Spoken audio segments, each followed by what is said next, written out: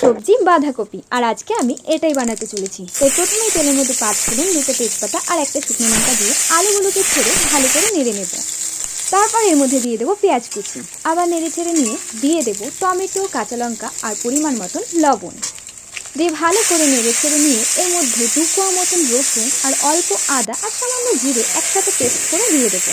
দিয়ে ভালো করে নেড়ে ছেড়ে নিয়ে দিয়ে দেবো পরিমাণ মতন হলুদ। আবার নেড়ে চেড়ে নিয়ে দিয়ে দেবো মটরশুঁটি দিয়ে ভালো করে এটাকে কষাতে থাকবো। ওহ, কষানোটা যা লাগছে না!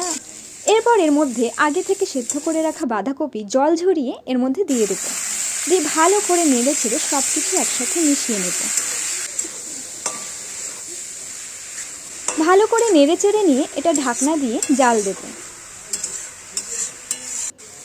ততক্ষণ পর্যন্ত জাল দিন যতক্ষণ না আলু সেদ্ধ হয়ে যাচ্ছে। এই দেখুন, আলুগুলো দেখেছেন কি গুলেছে, পুরো মাখন। এরপর আবার এটাকে নেড়ে চেড়ে নেব। ভালো করে নেড়ে চেড়ে নেওয়ার পর এর মধ্যে আমি দিয়ে দেবো অল্প পরিমাণে ধনেপাতা কুচি দিয়ে আবার নেড়ে চেড়ে নেব। নেওয়ার পর এর মধ্যে দিয়ে দেবো পরিমাণ মতন গরম মশলার গুঁড়ো। আর এই গরম মশলার গুঁড়োটা কোথায় গেল?